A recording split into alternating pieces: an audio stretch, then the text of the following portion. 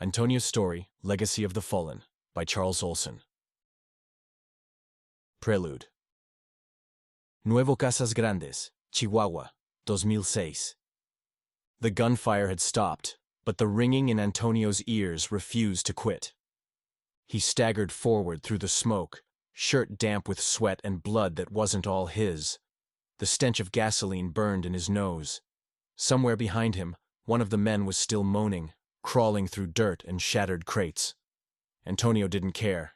Mono was down, and that was all that mattered. "Get up!" Antonio said, more breath than voice. Mono didn't move.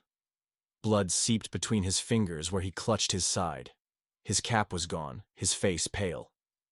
Antonio dropped beside him, eyes scanning the chaos. Broken glass, overturned tables, sacks of cocaine ripped open like flour, the heavy stink of betrayal thick in the air. 6 men had walked in with greedy smiles and long rifles. They were supposed to buy. Instead, they tried to take it all: money, drugs, and lives. Antonio and Mono gave them hell.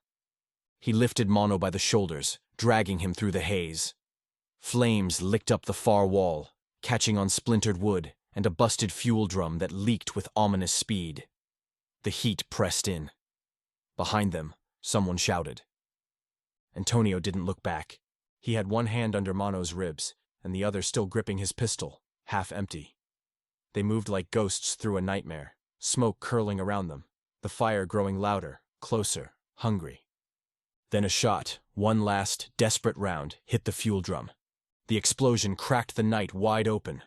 The blast knocked Antonio sideways. He shielded Mono as best he could, rolled, came up coughing ash. Fire erupted behind them, swallowing the warehouse in a roar of orange and black. He didn't stop. He couldn't. Somehow they reached the car.